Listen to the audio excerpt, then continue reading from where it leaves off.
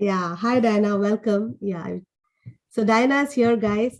I just gave a brief introduction about you, which says you are a writer, self-taught illustrator, and a science educator. And of course, we got a taste of your writing because I read out the poem which led me to meet you.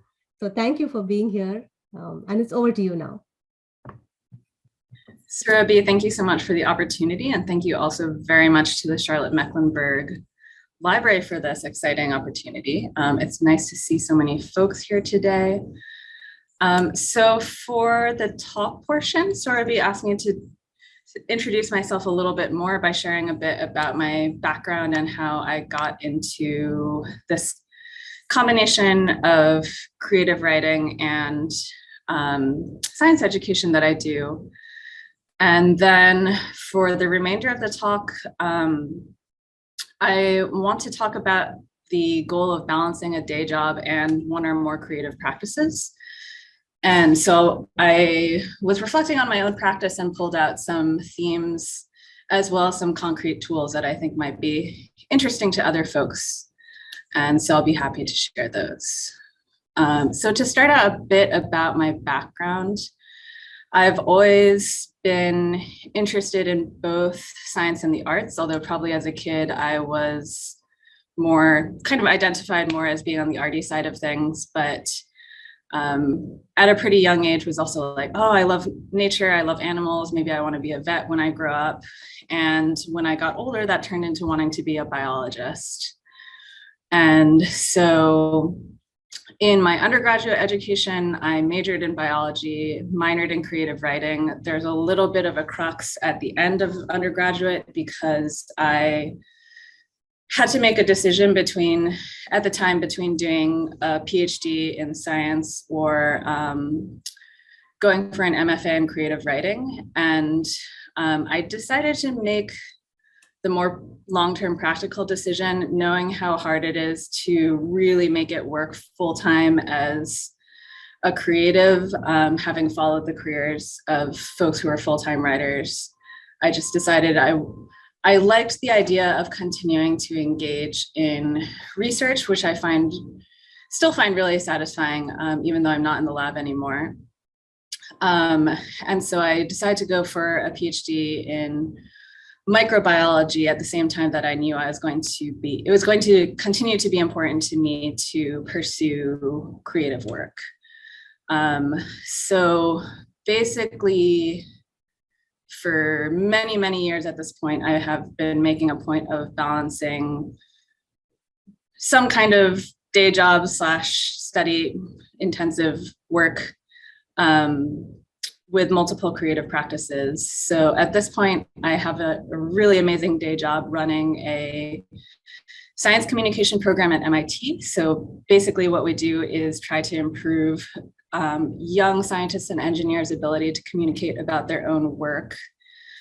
So that means I get to engage with people who are really technically trained and very analytical, but engaging with them from a more humanistic perspective. So it's really the best of both worlds. And then I still make time for both creative writing and visual art at night and on the weekends. I haven't mentioned the visual art side as much. I do consider visual art to be a little bit more of closer to the hobby rather than vocation side of things, although I am pretty dedicated to it as well. And I do take professional commissions every now and then in the visual arts. And what's interesting to say about visual art?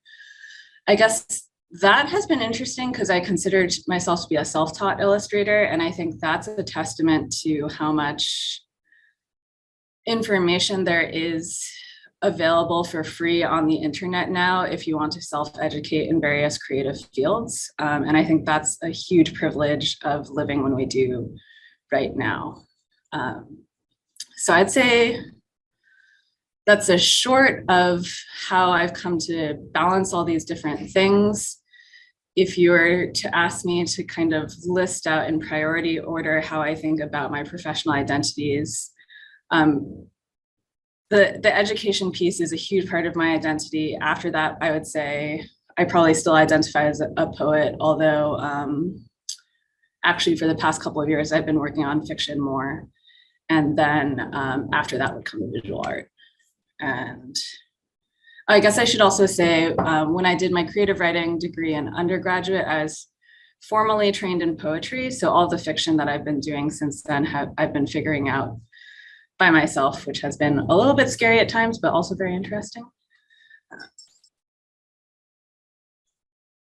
So at this point, I'll transition into the theme that I had pulled out about balancing a day job and one or more creative practices. And I pulled out 3-ish takeaways that I hope will be useful to other folks. Everyone has their own style in terms of managing their time, managing their pursuits. I'm not going to claim that how I would do things is going to work for everyone. And I have had friends tell me like, Diana, this is really intense and I don't understand how this is enjoyable for you. But nonetheless, I'm going to throw a bunch of ideas out there and I hope that some of them are helpful for you. So just to give you a preview of the themes that I'm going to be talking about, number one is find ways to sustain your knowledge and practice, even if you aren't actively producing what you consider to be your main form of art. Number two is to set varied goals and possibly lots of different varied goals, and let yourself pursue the ones that are most motivating in any given period of time. And number three is be aware of what kind of creative work you can do, and importantly, when and with what energy levels that are available to you. And then from there, Surabhi had also suggested that I dive a little bit more into kind of the mechanics or practicalities of poetry submissions. So I also have some concrete tips to share there. So I'm going to start out with finding ways to sustain your practice, even if you aren't actively producing, because I think that's such an important thing to keep in mind, that everyone gets sick or busy or overloaded with work or busy with family obligations. And so it can be really easy to let any creative work that you're doing fall by the wayside. And yet I think there are still ways to keep that engine running in the background, even if you don't have the bandwidth to be, writing 500 pages, 500 words of prose at night, for example. So my general tip there would be to regularly look at or engage with work that you enjoy, whether that's visual art or writing. And the important piece is to make sure that you're actually engaging with it critically. And so that can be as simple as just making time to ask yourself, what do I like about this? What do I not like about this? And why? And that can just be like having a little 5-minute conversation with yourself after you've read a chapter of a book or a short story or something. In terms of examples from my own life, I probably, on the visual art side of things, I probably look at art I just look at art for 10 to 30 minutes a day. That was what I did for many, many years, even when I didn't have time to do more than kind of doodle or sketch for myself. But the extent to which you can grow your taste and your sensibility and your sense of what does and doesn't work is really incredible if you're just taking time to think deeply about what you're looking at during the time that you're looking. On the writing side of things, I actually write a book review for almost every book that I read. It's like 300 to 500 words. It's not that I'm setting a numerical limit, but I just try to say what I want to say. And then it's actually quite fun because then you can also look back and see what you thought about everything you read. And I'll also throw in here that, again, having the internet available to us makes it really easy to pick up on different pieces of knowledge or techniques here and there. I don't really follow writing technique blogs as much, but I do follow a lot of art and art blogs just because they're fun and informative. And I'll add that there's a psychological benefit to continuing to just take in new work that you're engaging with. And many times people would put this in terms of inspiration, because of course you're going to see new things that you want to try or be exposed to a way of thinking about the world that you wouldn't necessarily have come up with by yourself.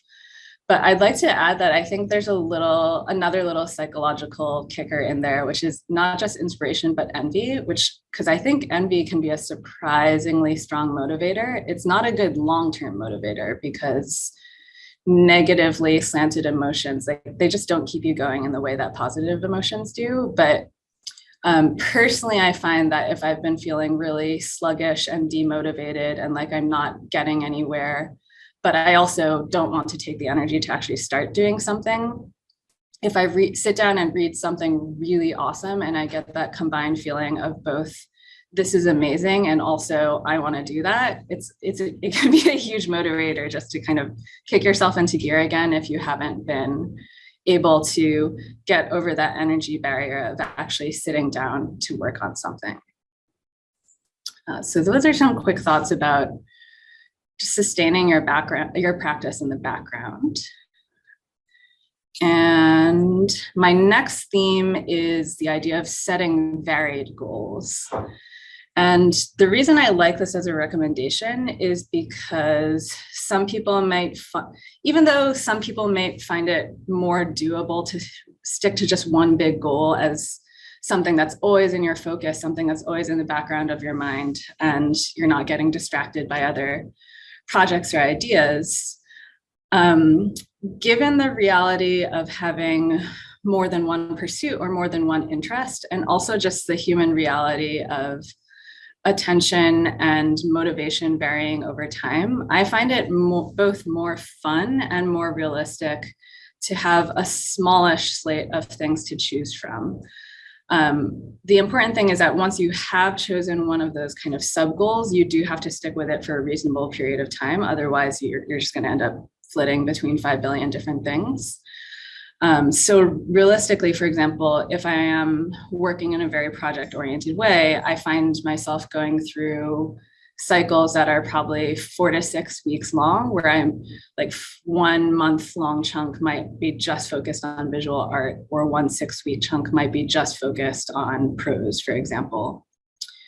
And I think that tempo is probably relevant to a lot of people. I think 1 month is a relevant period of time. Like it's kind of the period of time in which you can set a realistic expectation of what might I actually be able to achieve in this time, and then have that moment to reevaluate at the end of the month. And so I had mentioned that I would share some concrete tools that might be interesting to people. So to make this idea of setting a variety of goals on a monthly time scale a bit more concrete, I'm just gonna screen share here. So this is where I'm gonna just again give the caveat that I've been told that this is kind of an intense way of living my life, but it works for me. I find it fun. So I love spreadsheets. Obviously, I'm a nerd. So I actually maintain on a regular basis a spreadsheet that looks pretty similar to this. Oops, sorry, wrong part of the spreadsheet. So each column is one area of goals, and I'll fill this out on a monthly basis, basically. So right now, my goals happen to be reading for fun, reading for education, writing, which would include both poetry and prose, and visual art. And these are all representative goals from the last half a year or so. And this is about how many goals I had set myself per month. And I do actually, I'm not necessarily looking at this every day, but every few days I'll go back and be like, oh, I actually finished this book. I managed to read this education article, et cetera, et cetera. So what I like about this is that it's a nice combination of kind of visual and time-oriented information. And I'm not using this to yell at myself if I don't meet goals. It's more of oh, that's nice if I actually manage to meet a goal. And oh, I'm realizing that I fell behind on this particular thing. I should fall behind it. I should check in on it next month. And my additional, if this sort of thing is at all appealing to you, my additional suggestion would be to find a buddy to do it with you. So my best friend from high school and I actually have an interactive version of this. And so we constantly leave silly little comments on each other's goals or just say, yay, good job. So again, the intent is not to be sort of punishing yourself for not keeping up. The intent is just to have a way of checking in with yourself and also celebrating the little wins when they do happen. It can also be quite interesting if you're working on a long-term writing project to see what your tempo is, things like that. Because if I'm working on a longer piece of prose, I'll write, I'll see like, oh, on the weekends, I tend to write this much more than on the weekdays, for example. I'll also send the spreadsheet to Surabhi afterwards, and she can send it out to folks in case anybody is interested in reusing it. For now, I'm going to stop screen sharing. Okay, so that takes us to my next theme, which is to stay aware of what kind of work you can do based on the energy levels that you actually have available to you. And so what I mean by that is that creative work ends up taking all kinds of work, all the way from administrative things like cleaning up your desk, cleaning up your files, putting together poetry submissions to mail out to journals, all the way to the actual work of writing and revising. And I find it is really helpful to maintain an awareness of what energy level it takes to get any of those things done, because they all need to get done at some point. And not all of us are going to have the energy to sit down to write 2,000 words of prose on a weeknight evening after you've worked, for 10 hours or something. So the spectrum might look something like lowest energy requirement is cleaning up files, putting together submissions, just kind of the administrative stuff. For me, the absolute highest level energy sink is revising, because it's just constant problem solving. And I find I cannot do it unless I know I have a minimum of 2 hours available to me, because I need to sit and just like get locked into whatever creative problem is staring me in the face at the time. So then you can kind of translate that into realistic goal setting. Like, what can you realistically do in 30 minutes on a Wednesday night at 9 p.m. versus 2 hours on a Saturday at 10 a.m.? And that lets you think ahead about, when do I want to try to block off time and for what kind of work? And part of the goal here is, again, to keep that engine running so that you feel like you're maintaining momentum, even if you haven't ended up with some like Tolstoy length novel by the end of the year. And there is definitely, in terms of this kind of practice building, I think there's also an element that is very similar to physical exercise, where you're basically developing muscle memory for what it feels like to consistently make progress on your projects, even if it isn't the most glamorous form of progress. Okay. From here, I'm just going to share a little bit more about concrete tips for poetry submissions, as Surabhi had suggested. So one of the prompts that Surabhi had initially given me was, hey, would you be able to share a list of what poetry venues are good or interesting? And that was a really interesting prompt for reflection for me, because what it made me realize was, I don't know if I feel comfortable dictating that to other people, because I think it's very personal. So what I would actually recommend, if you're trying to get together a list of where should I be submitting, what venues should I be paying attention to, is just figuring out what your factors are for, what factors make a good fit for you. So I think some of the main questions to ask are, how much or little am I willing to get paid? Is a journal open to simultaneous submissions? I think it's rarer and rarer for journals not to be open to simultaneous submissions, but of course, a few of the more exclusive ones will still expect that you're only sending submissions to them. How much am I willing to pay in submission fees per submission? And then the big part that I really can't dictate to people is, what is the house style for a given journal or venue? And how does that fit what I tend to write? And so there are a few different ways to evaluate that piece. Of course, one of the ways, now that there's so much more content available for free on the internet, is just to browse a bunch of literary journals online and start asking yourself the questions of, how diverse are the works that they accept? How traditional versus experimental is the range of things that I see?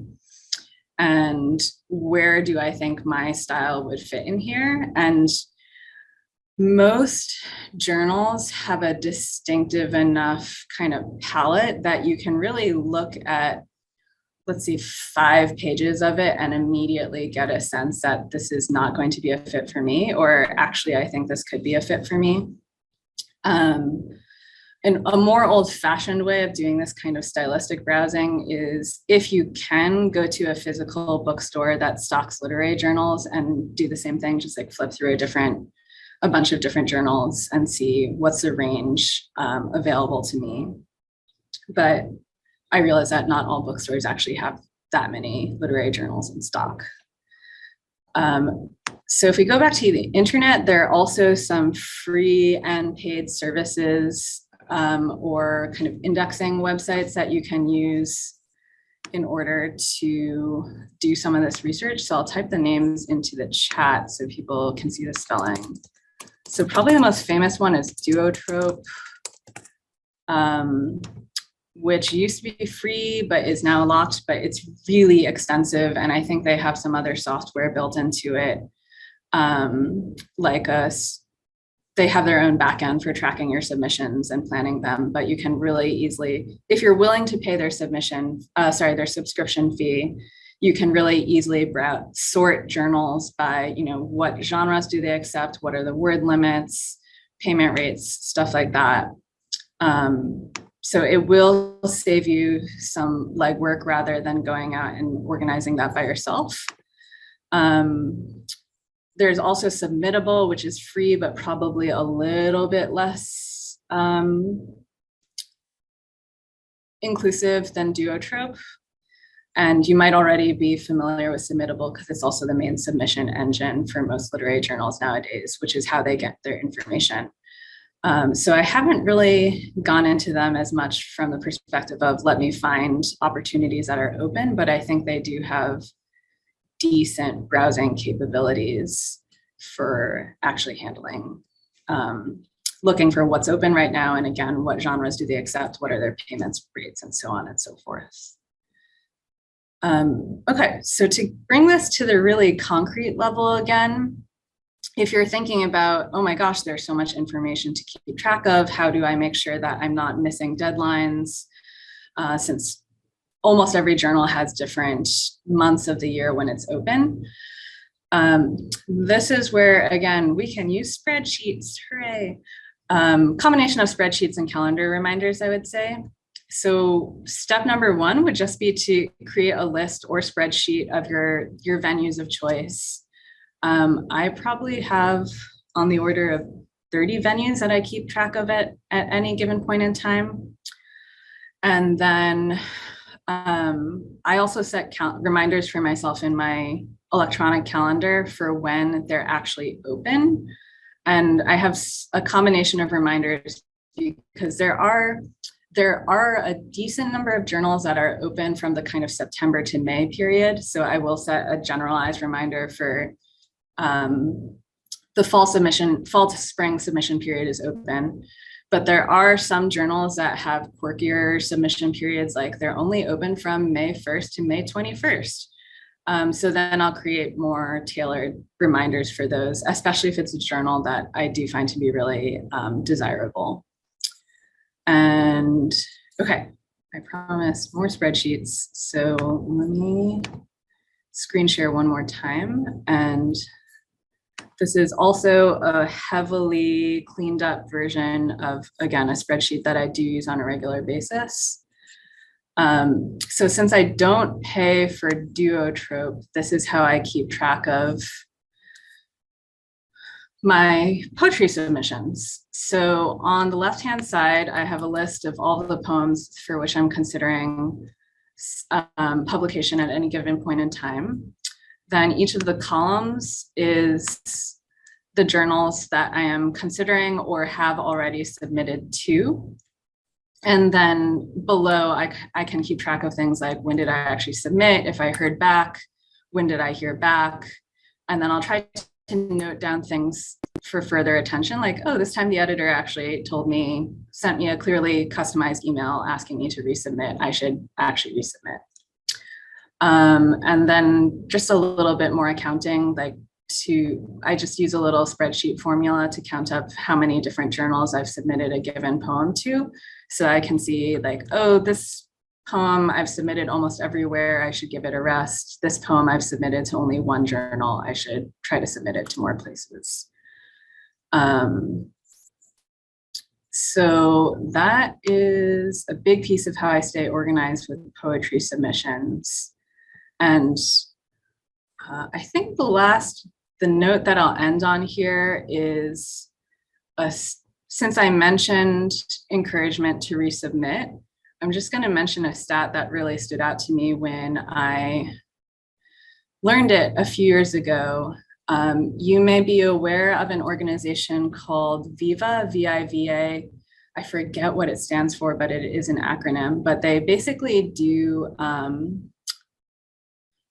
gender-based analysis of submission and publication statistics in the literary world, in order to point out imbalances in things like who is actually on staff, who is regularly being published or not published. And they pointed out this pretty astonishing statistic about encouragement to resubmit. They said that based on their data, men are 4 times as likely to resubmit when editors solicit a resubmission than women. And I just wanted to call that out because when I saw that, that really blew my mind, but it also resonated with me because I think we get so used to repeated rejection when we are trying to make it work in the literary field, that if you get those little, like, we enjoyed the submission, wasn't right for us at the time, please consider resubmitting, it can be hard to take it to heart. And you might talk yourself into a little bit of like, oh, they probably don't really mean that, they probably don't really want me. But when I saw the gender imbalance in basically how men versus women tend to underrate the seriousness of, no, we actually want you to resubmit, I was like, oh gosh, okay, I should actually resubmit when people tell me to. So just trying to bring more awareness to lack of gender parity in literary publishing. Okay, with that, I'm going to stop my screen share and just see what all questions people would like to ask. Thank you so much, Diana. This was really helpful, and thank you for accommodating all my questions and the things that I'd asked you to touch upon. I really appreciate it. Before we do a segue into the Q&A, I like to take a group picture, which Josh will take for us. Is he still there? I'm trying to look for him. Yeah. Yes. Yeah. So he's going to ask us to pose on a count of 3. If you're comfortable, please turn your cameras on. If you're not, that's perfectly okay. You can, whatever is comfortable for you is fine. So Josh, over to you for the picture. Okay. Give people a second to turn on if they want to. Okay, I'll give a 3 count. 1, 2, 3. All right. Thank you. Thank you so much. And this will be there on your thank you email if you have registered for the program. If you just came through my distribution list, you will need to send me or Josh your email in personal chat so we can make sure we give you the photo. And if you want a recording of the program, that will be made available too within 10 days. Just reach out to me or to Beatrice, the person who sent you the link via the library, and we'll give you the recording. So you can, it's okay if you haven't taken notes, you haven't missed much. That's all right. So I'm going to segue into our Q&A section now. I don't see any questions in the chat as yet. So I'm going to ask you my first question. How different is your creative process? I'm not an illustrator. I only write. In fact, I don't like to draw.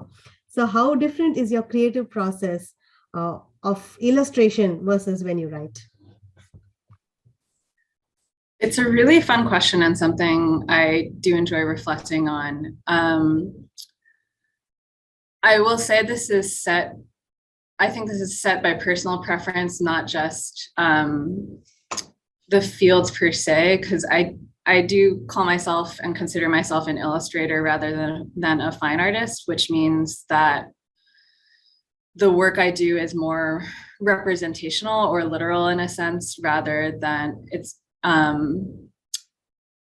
not necessarily as abstract or expressive as a fine artist would be, for example.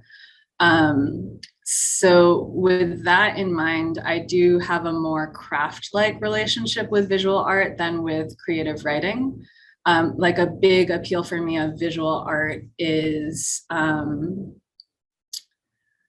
the material aspects, which is something you can't quite get into as much as with writing. Although I'm sure some of you do enjoy like having nice paper with like thick paper with a fountain pen and just having that kind of material relationship with your work when you're writing. So I think a lot of the art process,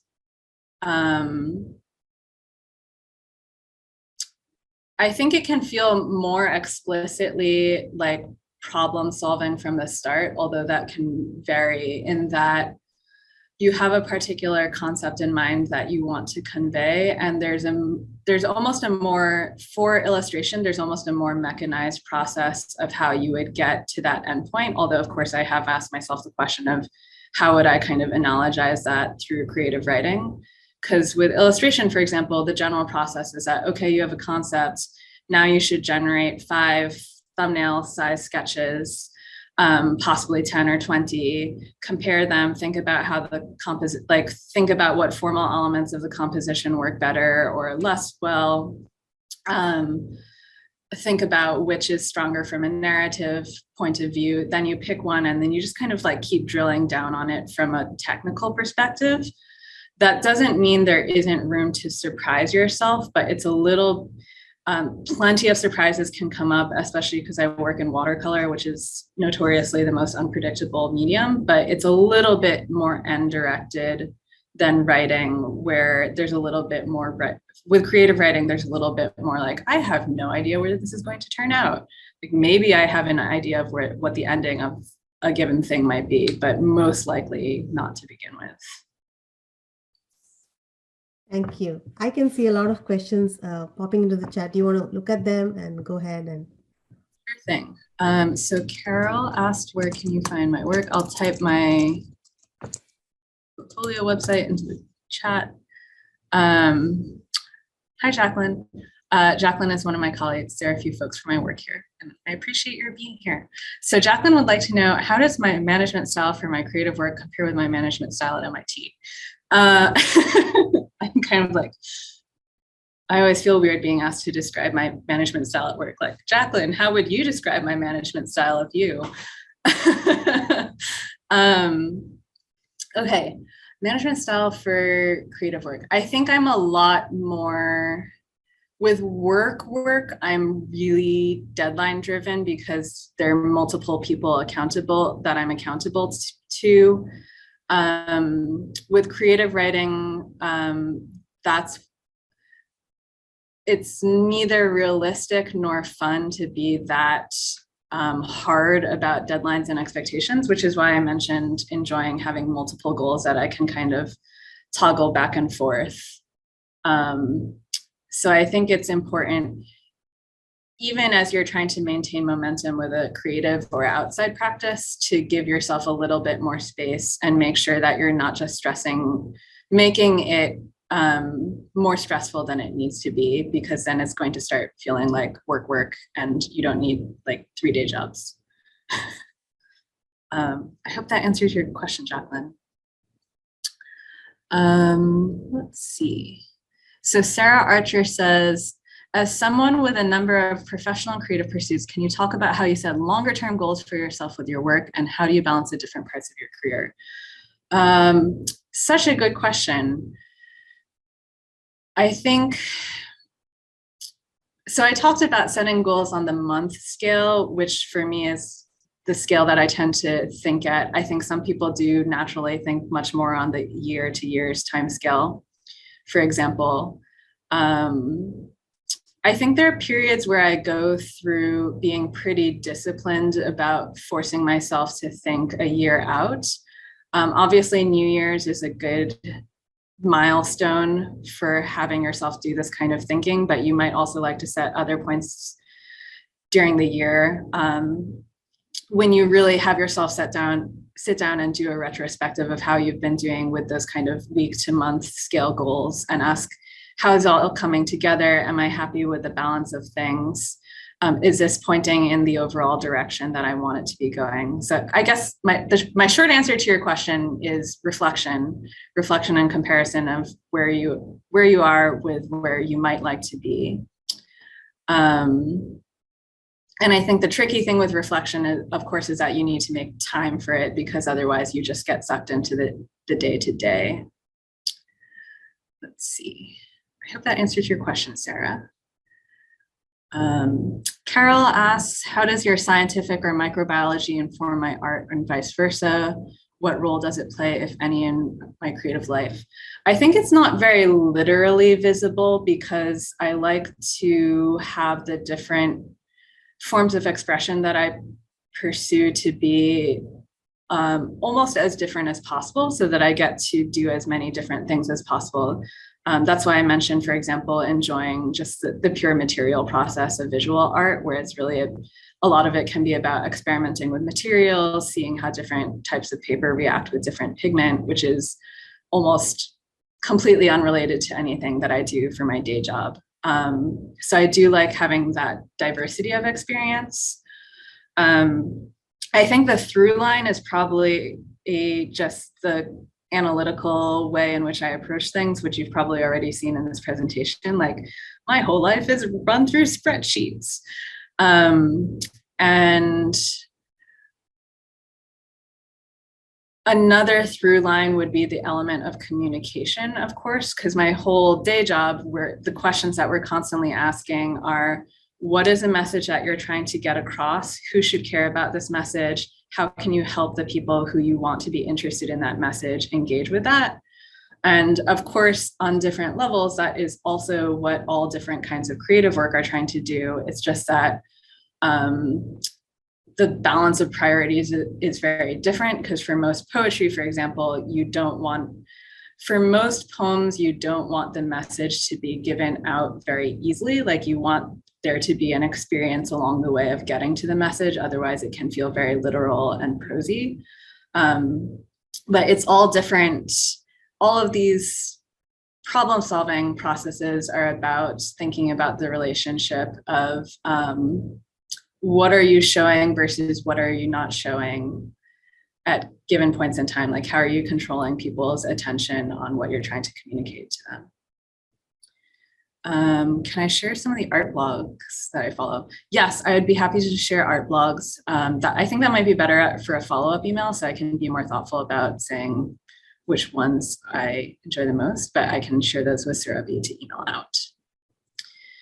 Rod asks, what's your favorite book or anything you are currently reading? Moreover, which books inspire you to write?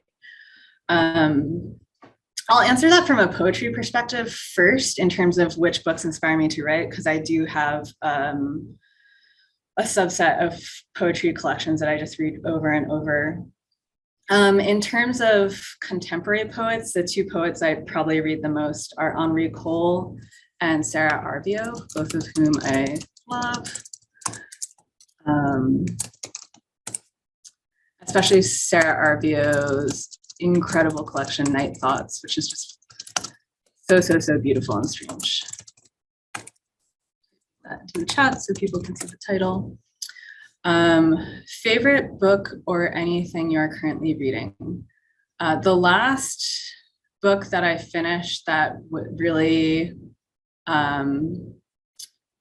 engaged me and challenged me is John Darnielle's new novel, which is called Devil House. And my best description for it would be that it's a novel that is also a piece of metafiction about true crime. So the plot is about a true crime writer who moves into this house that was supposedly the site of these kind of satanic panic murders in the 1980s, but it ends up becoming a story about the writer himself and about his moral culpability for engaging in the field of true crime, which is very kind of morally questionable field because you're profiting off of people's suffering pretty literally. So I think that was an amazing piece of work, both as a novel and both as a conventional novel, because there is a conventional plot, but also as a piece of metafiction. I was really impressed. I'll put that into the chat as well. Rod also asked about my MIT work, so I just typed in the URL for that. Beatriz has a question. Do you have a favorite piece you've created and why is it your favorite? About how much are you paid per piece? Have you thought about illustrating a children's book? Beatriz, can I ask you to specify, do you mean visual art or creative writing?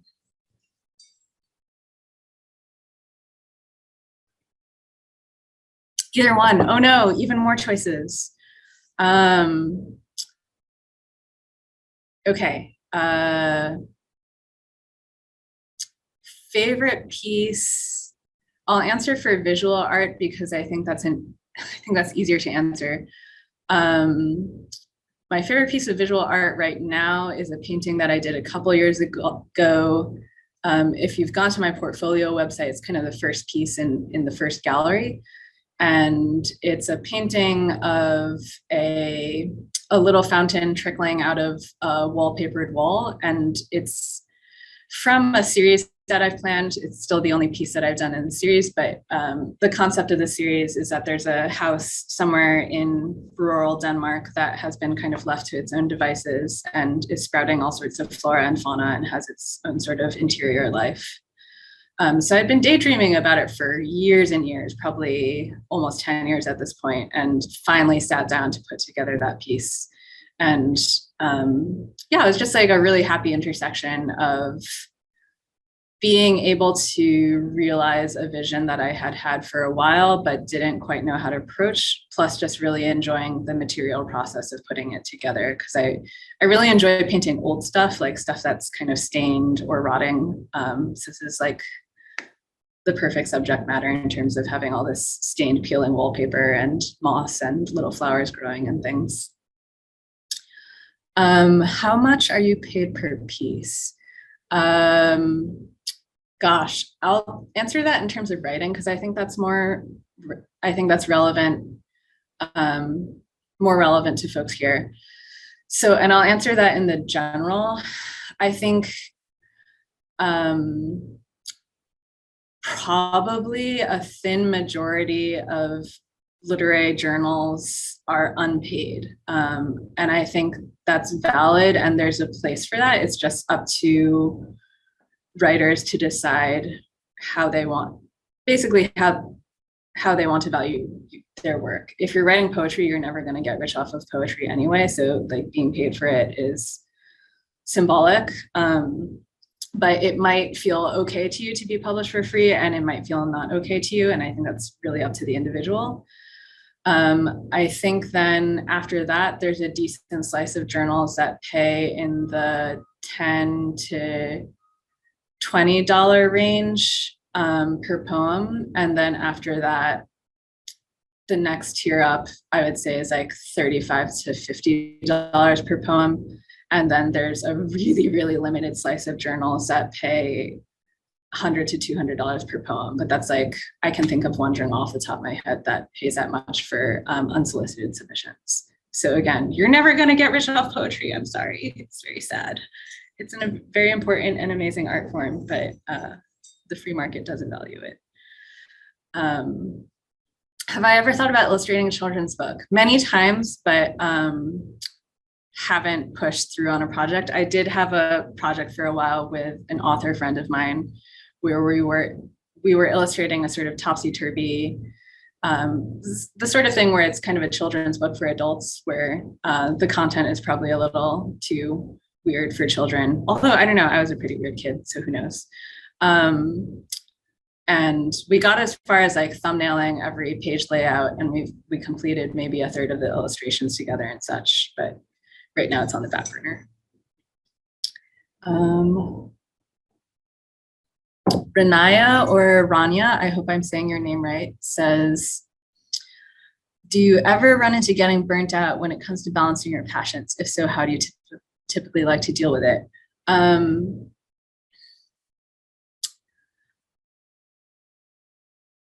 I think I hit points where I feel more generally burnt out, not necessarily burnt out by a particular pursuit, but more just like, oh my gosh, I just don't have the energy for anything. And at that point, it's just really important to let yourself do what you want, and not be pushing yourself, because there's a certain, pushing yourself can feel good, of course, again, as with exercise, but there's a certain point at which pushing just doesn't feel good. Again, there's the analogy to exercise where like you're just going to injure yourself or, you know, make yourself really sick. And then at that point, I'll just, you know, I'll take a month or a couple months off and do nothing but like read other people's novels for fun. I'm like, wow, is this what it feels like not to do stuff? This is so cool. And then I'll get bored after a certain point in time. But let's see. Surabhi, I was just going to come in and say that would probably be the last question. That I see one more that might from Carol. That should be the last question because we are close to time. And after she answers that, but I'm going to share her personal email, and you can always email her and reach out to her with more questions. So yeah, go ahead, answer that one, and then I can close. For sure. Thank you. Carol asked, can you speak briefly about your MIT work? What do you teach? What grabs you in your work there? So we work with undergraduates, graduate students, and postdocs in the School of Engineering at MIT. So nominally, everyone we work with is an engineer, but there are plenty of people who are a bit more on the kind of basic science side of things. And we don't do classroom teaching as much. We have an interesting educational model where what we do is we train peer-to-peer coaches. So we take graduate students and postdocs who have already shown an interest in communication or mentorship, and we give them additional skills to help them become communication coaches. And then they go out into their communities and sit down with their friends or their lab mates or younger students, whatever, and say, what are you working on? You know, what deadlines are you looking at? What are you struggling with in communicating your work or designing this image in order to communicate your work? And they take charge of kind of the problem solving. So it's a really fun model because it's very community oriented. It's very peer-to-peer. It's less of the traditional, like stand at the front of the classroom and lecture sort of model. So, and what grabs me in my work there, I think the folks we get to work with are just so exciting. Like when you get that 15-minute conversation of, so tell me about your work, tell me about why you're doing this research into, you know, whatever obscure protein you might be researching this week. And people start talking, it's like, this is so cool. I get to talk about some of the wackiest research out there as my job. I think the other part is that because we're taking this already very, very nerdy, very motivated population, and then we're further selecting for the people who care about mentorship and communication, it's just like a really positive community of people. One thing we joke about is that every time we go out and recruit new coaches, it almost becomes predictable, and yet it never becomes old that you constantly hear. So like, why are you interested in working with our organization? And people will just say, oh, I just want to give back. I just wanted to help take care of my community. I feel like I've been helped so much, and now I want to turn around and help my peers. Yeah, this is so heartwarming. Thank you for doing this. So that is a sampling of some of what is fun about my job. And I will turn it back over to Surabhi now to wrap up. Thank you so much, Dana. That was really, really helpful and insightful to all of us here. I'm sure everybody has gained something from this talk. And yeah, you can see all the comments coming in now, and people are really, really impressed, and a lot of information that we got from you. Thank you for being willing to share your time and your knowledge and your creative journey with us so far. I really appreciate it. Thank you all for spending a Wednesday morning. And I know for Shashi, it's night in Singapore, but really appreciate you taking the time for this. My next guest is Bijal Shah, and the program is on 18th of May, same time. She has written a picture book, and she says it's not a children's picture book. So we'll find out more about that when she talks to us on 18th of May. And as I said, if you want a recording of the program to share with somebody who's not able to make it, or you just want to revisit this program, email me or email Beatrice, who's the one who sent you the link, and we'll make sure that you get it. Thank you, guys. Take care.